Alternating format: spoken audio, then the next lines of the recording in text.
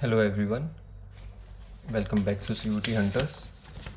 आज की क्लास में हम बात करेंगे एक नए टॉपिक के बारे में, that is will it be correct to see Ashoka only as a Buddhist emperor. इसके अंदर हम पैट्रिक ओलिविल का अकाउंट पढ़ेंगे।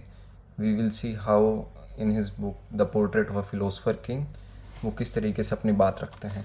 तो इनिशियल जो अर्ली हिस्टोरियोग्राफी है उसमें हम बात करते हैं जो अशोका है उनको किस तरीके से देखा जाता था। He was seen as a Buddhist king जो पीस और नॉन वायलेंस का एक मैसेज लेके आए हैं आफ्टर द कलिंग वॉर। उनको धर्म अशोक के नाम से जाना जाता था। He was more of a religious kind of person जो अर्ली हिस्टोरियोग्राफी है।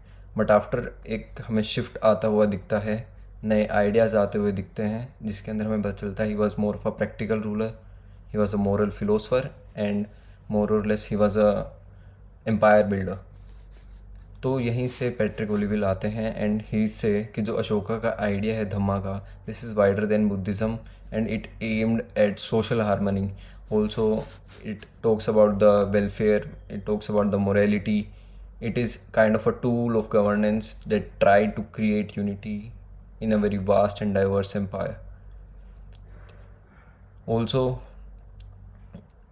he was a ruler who can be seen as a mixture of combined kingship with ethics, governance and moral philosophy.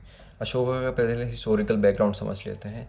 तो grand son था चंद्रगुप्त मौर्य का, सन था बिंदुसारा का, ठीक है, 3rd century BC के अराउंड था। फर्स्ट सबसे लार्ज एम्पायर हमें दिखता है।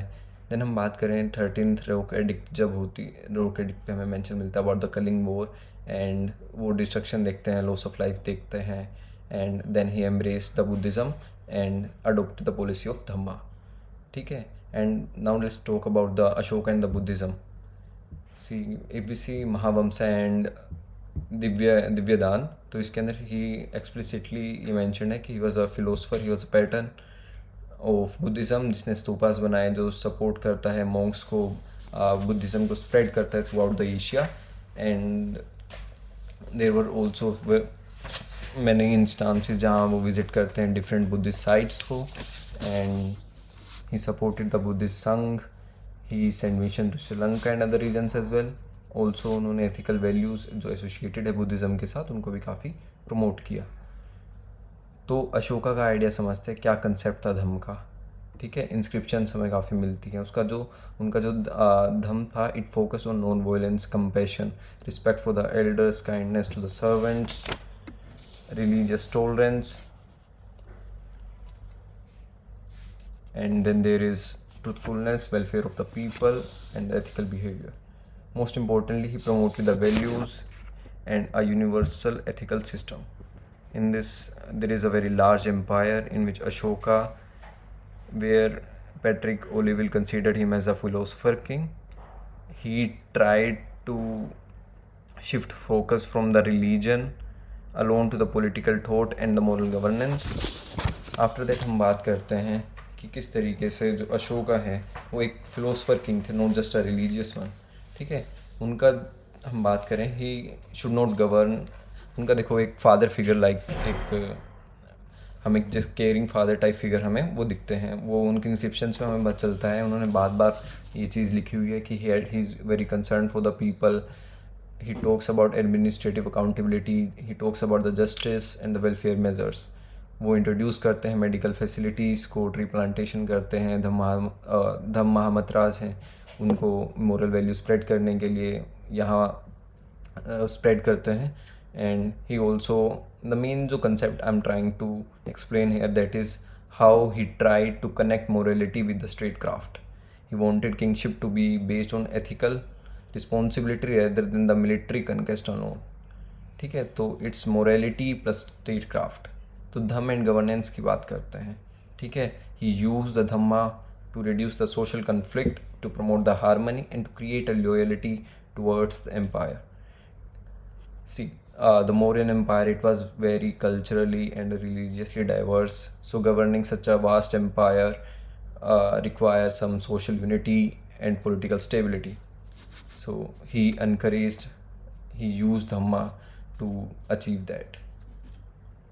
He made also Patrick Oliville argues that Ashoka understood the limits of the military power after the Kaling War. So therefore he tried to create what may be called as a moral empire. After that, there is another thing. Ashoka was completely non-violent. Ashoka is presented as a symbol of absolute non-violence. However, जो historians हैं, they point out that he did not completely abandon the state power or punishment. His inscriptions mention the judicial authority, the punishment, and the administrative discipline. Also, the Mauryan army, they also continued after the Kaling War. Ashoka did not dissolve the empire or reject the kingship or disbanded the army. He promote ethical governance while maintaining the political authority. ठीक है, so we can just say he was a realistic ruler, है ना, who knows that he balanced the morality with the practical governance. Then it will be very easy to govern the state, such diverse state. Now we see the inscriptions and inscription as a historical source. It is the one of the most important contribution of Ashoka, that is that their direct royal records that are present in the Indian history. These are important because they reveals Ashoka's own voice, they explain his political ideas, they provide insight into Mauryan administration. Ashoka used local languages and scripts such as Prakrit and Brahmi so that ordinary people could understand his message. Also, the Ashokan inscriptions, they are unique because they combine the political authority, the ethical philosophy, and the public communication. Also, if we talk about the historiographical perspective regarding the Ashoka, we have seen that points, but if we see proper like early colonial historians, they focused mainly and they viewed him as the Buddhist ruler who's influenced by the religion. The nationalist historian, they celebrated him like a symbol of unity, peace, and tolerance. After independence, he became an important national symbol. We know the Ashokan lion capital. It became the India's national emblem. The Marxist historian, they focused more on the Mauryan administration and political economy rather than the religion. And if we see the Patrick Oliville's interpretation, it is important because it reshaped the kingship itself, है ना? It combines the political thoughts, ethics, है ना? There is some criticism about the Patrick Oliville. The main criticism is the over emphasize on the philosophical side of Ashoka. They believe Ashoka Dhamma still has some strong Buddhist influence and that cannot be denied and cannot be separated fully from the Buddhism. Also, due to this moral policy, empire may have weakened, military strength may have weakened, and may be led to the later decline. So this was majorly about the Patrick Oliville's account, and in conclusion we can say it's not fully correct to say that the Ashoka only as a Buddhist emperor, although it's very deeply influenced in his life and policies. His vision of Dhamma went beyond a single religion. Inscription and policy, he tried a moral and ethical political order based on welfare, tolerance, compassion, and responsible kingship. So I guess this is enough for this account, and we will meet in next video. This is a new series in which we are going to see such accounts. These are very helpful when you will be doing your masters or maybe research. So you should go through these videos, and these are very short, crisp videos of 9 to 10 minutes. So just go through it and make sure subscribe and share it with your friends. Thanks for watching.